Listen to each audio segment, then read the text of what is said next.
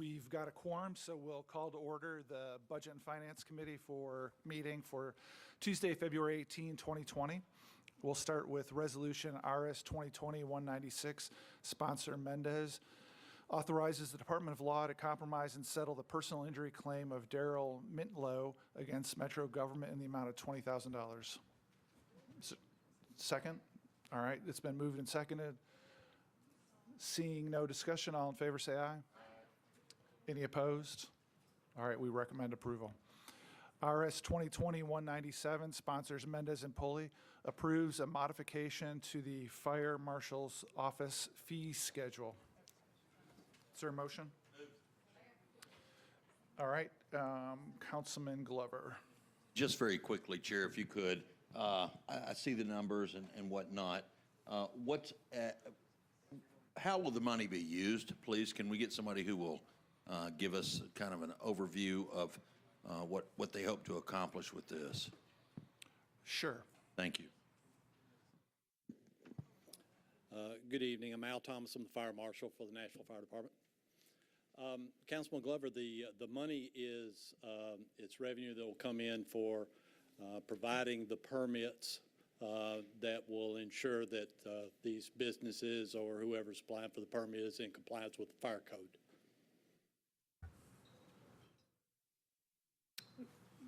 Go ahead, Mr. Glover. Yeah, sorry, I cut it off there. So will the money stay within the department, or is it going to do like most? It's going to go into the general operating fund, and over a period of time, we kind of lose track of what's generating this or generating that. It does go to the general fund. Okay, thank you, Chair. All right. While we have you, let me ask, are these fees all supported by the usual study, independent study that we are used to seeing? These came out of a study that was conducted, I believe it was by MGT that recommended these fees. Are any of the, so all the fees are what's recommended by the study, or some of them set differently by the department? All but just a few. When the study was done back in 2014, they were using an older version of the code, and a few of the permits that have been added in there, we used the same methodology that they did to come up with the amount of fee for that, but it was for permits that were added after that study but are part of the fire code. All right. Thank you. Anybody else have questions?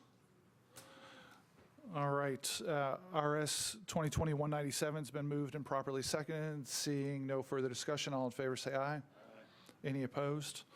We recommend approval. RS 2020-198, Mendez, Hurt, Welsh, appropriates funds from the United States Department of Health and Human Services to the Metro Action Commission to support the Head Start program by funding a comprehensive child development program for disadvantaged children. It's been properly moved and seconded. Seeing no discussion. Oh, hold on, Councilmember Allen. Thank you, Mr. Chair. I just was wondering if someone from that department could tell us what those programs do. Let's see, do we have anybody from the department? Looks like maybe not, Councilmember. Okay, I'll ask in Health and Hospitals. Okay, great. Seeing nobody else in the queue, it's been moved and seconded. All in favor say aye. Aye. Any opposed? We recommend approval. RS 2020-199, Mendez, Hurt, Welsh, approves an amendment to a contract with Vanderbilt University Medical Center and the Metro Board of Health to participate as a member site in the Centers for Disease Control, Tuberculosis, Epidemiological Studies Consortium Studies. That's really well written. Is there a motion for that one? It's been properly moved and seconded. Seeing nobody in the queue, all in favor say aye. Any opposed? We recommend approval. RS 2020-200, Mendez, Hager, and others, approves a grants package from the Friends of Warner Parks to the Metro Board of Parks and Recreation to provide continued funding of staff positions. It's been properly moved and seconded. Seeing Councilmember Roten in the queue. Is someone here from Parks so we could talk about the staff positions? You looks like that's a yes. Shanita White. Hello. Thank you for being here. We've had a lot of conversations, and we used to have a lot of conversations in parks. I'm not on that anymore about staffs out at Warner Parks and whether or not we were funding retirement plans out there and the funding through the Friends of Warner Parks. And could you kind of tell me, are these totally separate positions? Are these positions that are falling under Metro and we're doing retirement plans? But that just kind of how this is working. That particular employee that you're speaking about that had the retirement plan, she actually did retire in December, so she's no longer a part of the staff. The ones that this grant is funding, they are part-time positions, so that would not include any Metro benefits. That's what I need to know. Thank you very much. Thank you. This is Resolution 2020-200. It's been properly moved and seconded. Seeing nobody else in the queue, all in favor say aye. Any opposed? We recommend approval. RS 2020-201, Mendez, Hager, and others, approves a grant from the Friends of Warner Parks to the Metro Board of Parks and Recreation to provide Wi-Fi and a copier for the Warner Parks headquarters. It's been moved and seconded. Seeing nobody in the queue, all in favor say aye. Any opposed? We recommend approval. RS 2020-202, Mendez, Murphy, and others, approves an intergovernmental agreement between the Tennessee Department of Transportation and the Metro Public Works for signal maintenance for I-440 traffic operational deployment of Blue Toad Spectra power over Ethernet data collection devices. Is there a motion? It's been moved and seconded. Seeing nobody in the queue, all in favor say aye. Any opposed? We recommend approval. Resolution RS 2020-203, sponsor Mendez, authorizes the Department of Law to compromise and settle the personal injury claims of Romero Mandujano against Metro government in the amount of $32,250. Is there a motion? Councilmember Allen. Thank you, Mr. Chair. I just was wondering if that, in addition to the suspension, if there was any driver training as part of the response to the accident? Do we have, looks like we do, hold on. Sharon Wallstrom with Public Works. Councilmember Allen, he did receive defensive driver's training 3 weeks after this incident happened and after his suspension. Thank you. I think that's appropriate. I'm glad to hear that. Thanks for that question. All right, this is Resolution 2020-203. It's been moved and seconded. Seeing nobody else in the queue, all in favor say aye. Any opposed? We recommend approval. RS 2020-204, Evans, Mendez, and others, approves an intergovernmental agreement between the Tennessee Department of Transportation and Metro Public Works for the reimbursement of railroad crossing safety improvements at Andrew Jackson Parkway. Sir, it's been properly moved and seconded. Seeing nobody in the queue, all in favor say aye. Any opposed? We recommend approval.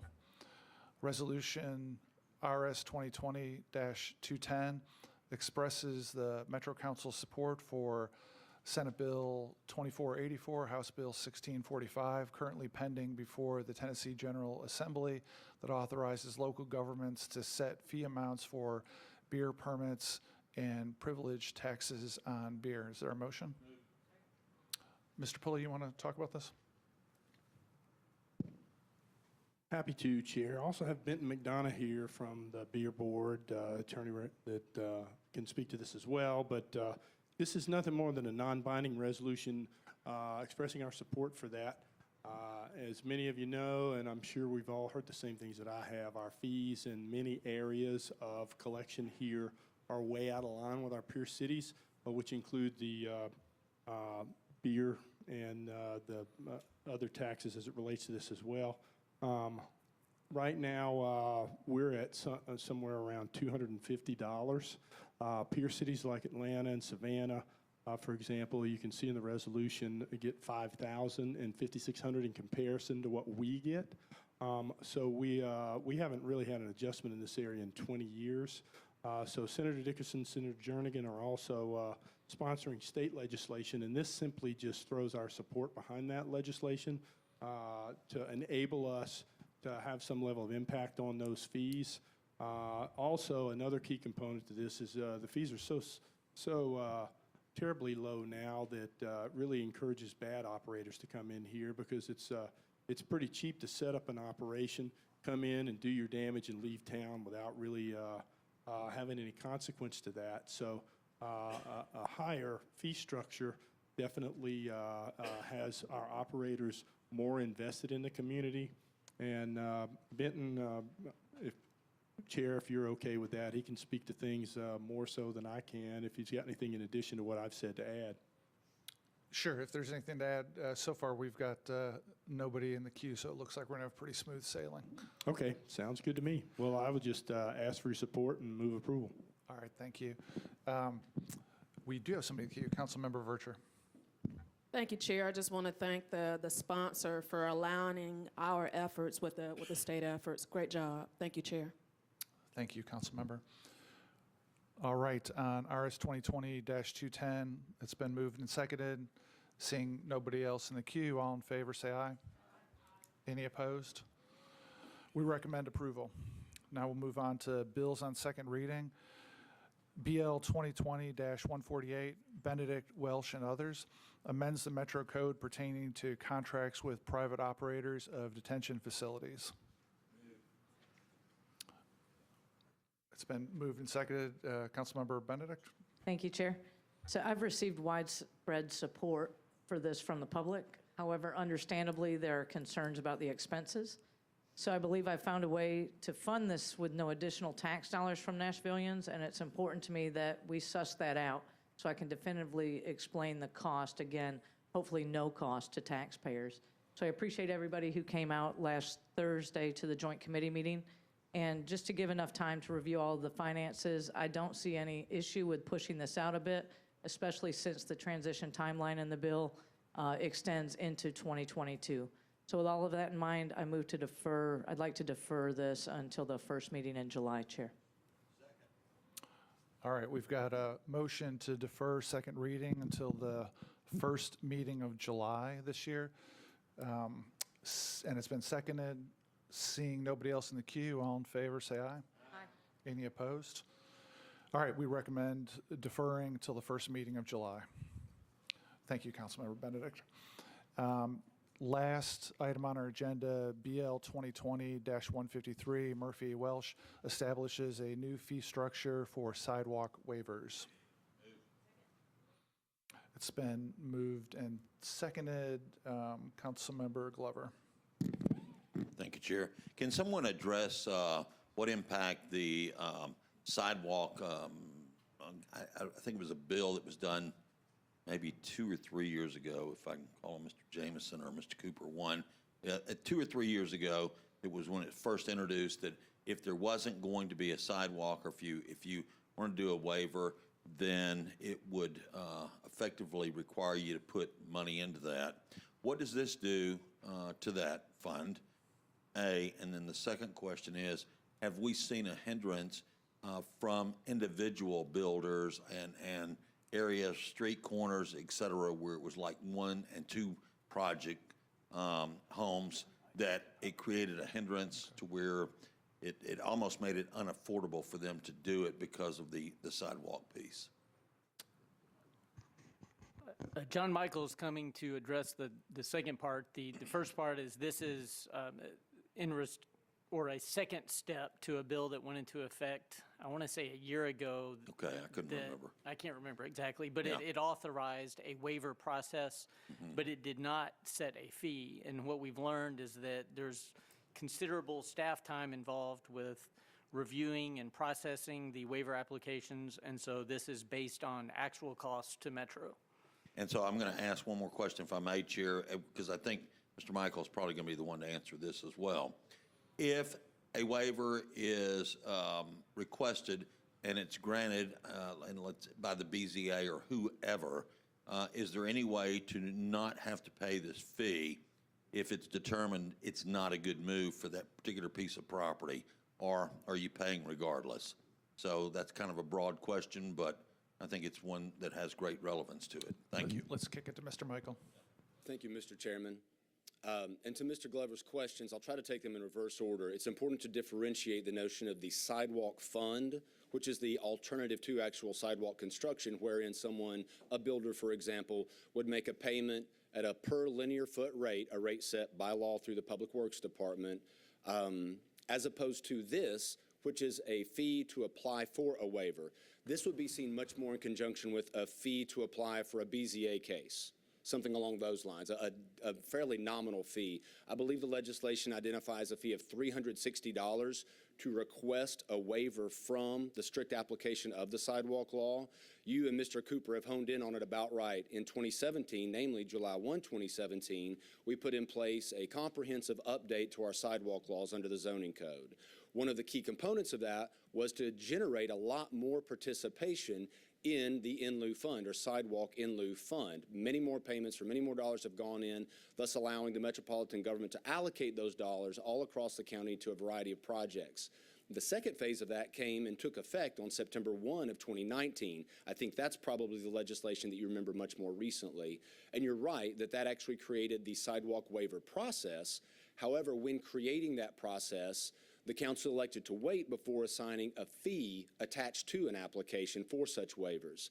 The idea being we don't know quite what the costs are, and obviously by Constitution in the state of Tennessee, we have to be able to back any fee we put in place by demonstrating that it is reflective of the amount of work, man hours, or other resources expended by the government in conjunction with that fee.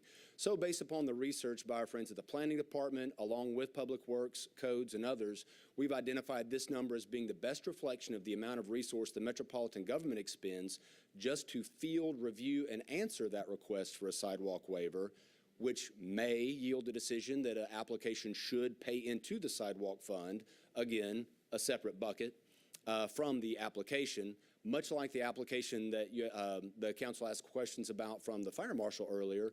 These application fees, again, the number being $360 per application, would go to the general fund and thus be up to the council as to determine how best to allocate those dollars. But the sidewalk fund remains its own, apologies for the simple phrasing, its own bucket from which sidewalks are built. Naturally, I'm happy to respond to any other questions you may have. Mr. Glover, anything else? Yeah, just to follow up on that. So if it's determined that a sidewalk really is not in the public's best interest, do they still have to pay the linear foot, or is there a way by paying this? That's what I'm trying. Do they get a so they paid the fee to determine the feasibility of the waiver? Does it work to where, in fact, if it's waived, there is not the additional per linear foot charge? Mr. Michael? I think the easiest answer to that is it depends, and forgive me for being lawyerly about that. It's very much on a case-by-case basis, as with all of these projects when they're renewed. If a project is deemed one that somehow does not need to construct the sidewalk as required by black letter law, not necessarily appropriate for contribution in the sidewalk fee or any other alternative plan, and a full waiver is granted, then no dollars are expended beyond the application fee that was paid to pursue the waiver. Again, much like a case from the zoning board, or rather from the zoning code that would go to the BZA, paying an application fee, regardless of whether or not they receive relief from the BZA for their request, that fee is now as part of the general fund. Okay, thank you, Chair. Before I move on to the next council member, who's got the discretion to decide that, what you were just going through about whether there might be a fee or not? Pursuant to the law that passed from council last year, a committee, or rather a panel, comprising of representatives from planning, public works, codes, and stormwater, makes a formal recommendation to the zoning administrator, who, pursuant to the ordinance, then makes the final determination based upon that recommendation on the decision of whether or not to grant any relief on the sidewalk request. Thank you. Councilmember Allen? Thank you. I just wanted to thank Councilmember Murphy for all the work she's done on this. I mean, we have been working on getting sidewalks built in a fair and equitable way for a number of years now, and I think this is a further step in that process of just acknowledging the time that it takes for our staff to answer the questions about whether or not the full big fee needs to be paid, and it's just helping us to balance our budget, which I think is great. So I'm very much in support of this. All right, thank you. Councilmember Benedict. Thank you, Chair. So, Councilmember Allen just reminded me that I was the chair of the Special Committee on Sidewalks, and although this was not one of our recommendations, I think this is a fantastic addition to the way that we're building sidewalks throughout the entire city. So I appreciate the sponsors' work on this, and I, of course, support the bill. All right, thank you. Councilmember Murphy? Thank you. Since most of y'all have stolen my thunder of taking of where I came up with this, but really what this is I feel that as planning chair, that it is part of my job to look at what we are asking the planning staff to do for us, and in addition to what other departments are playing a role in that, and whether our fees are appropriate, whether our staff time is being used appropriate, and things like that. And so actually, there's probably some more legislation coming that's going to require some of our other vendors to be recouping or providing information that traditionally our staff has, not our council staff, but planning staff has been doing. It's really a little bit outside of their scope of their job and every day. And so y'all did receive, most of you received a letter last time, and you received an updated letter that is on your desks today that includes the explanation of an amendment that I'm hoping Councilman Dreffel has volunteered to move when I am done. And it includes a letter from Director Kemp and from John Michael, our zoning administrator. They really did spend the time, and quite frankly, I thought this fee was pretty low, because this process basically, when someone would like a waiver, they basically are asking Metro staff to negotiate against our own neighborhoods of whether they should build a sidewalk or not. And so to be able to roll those dice without having to pay a fee or the possibility of an increased fee, because after filing this legislation, further conversation with the Director Herbert, it turns out that sometimes builders, whether right or wrong, taking advantage of the situation or just out of the process of the development, they would go through this process, then say they changed their mind, finish their development, and then request to go back through the process again. And so I think it is kind of fitting and proper that we do, if you go through it once and say, pass, but you're gonna come back through it again, and our staff time is gonna have to go back through that to have that increased fee. That was the language written and drafted by codes, and I think that really more accurately reflects the cost of our staff's time on this, because they are professional and professionally trained. And then secondly, I did consider, for some of you all to know, I did consider whether this should be dedicated to like sidewalk maintenance or to new sidewalks, things like that. But ultimately, I came down on the side that it should go back into the general fund, because this is being reimbursement for staff time. That is how it was calculated, and that is why, if there was a mechanism to dedicate it to planning staff or code staff, whatever staffing salaries, that's an option. But I think at this time, it's best to send it to the general fund so that we can cover those department needs in general, rather than dedicating to the sidewalk process that hopefully maybe in the next couple of years, when we've got our books a little more balanced, we could do. So I appreciate yielding my time to Councilman Dreffel. Before you sit down, why don't you go ahead and tell us what the amendment does? Sure. So the amendment adds Section 2 that says that the sidewalk waiver application fee is tripled for all waivers filed after the issuance of an associated building permit.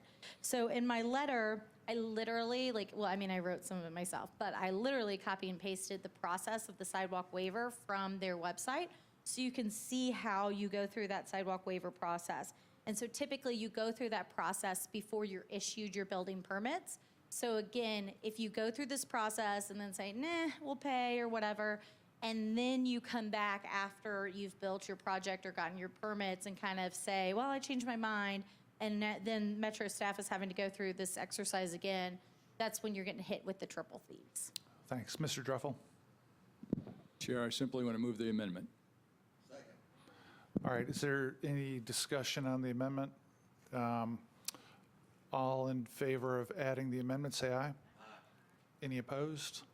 All right, we recommend the amendment. Somebody want to move the bill as amended? Move as amended. And Mr. Glover? And this is for Mr. Cooper.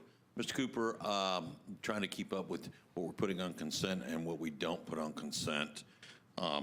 if this gets a unanimous vote in each one of the committees, will this be on consent on our agenda tonight in second reading? I don't think we're going to do a second reading consent agenda, given there aren't that many things on there, and it would be easier just to move through, so it will not be on consent. Okay. I'm not saying this is not maybe a great idea. I'm tainted, though, because of the district I came from. This was a terrible idea in the district that I represented for 8 years. And so therefore, I have a biased opinion. I mean, I'll go ahead and give you that disclaimer right off the bat. I just didn't want to have to pull it off tonight, so I'll support it here, but I won't support it tonight. We Thank you. definitely want you to vote your conscience, Mr. Well, I Glover. will. I always do. Thank you. All right. The bill as amended has been moved and seconded. Seeing no further discussion, all in favor say aye. Any opposed? All right, we recommend the bill as amended, and that's it for our agenda, so thanks very much.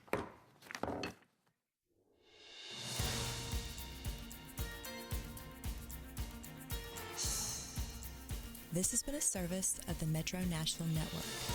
If you would like to see this presentation again, or for more information about this and other programs, visit nashville.gov.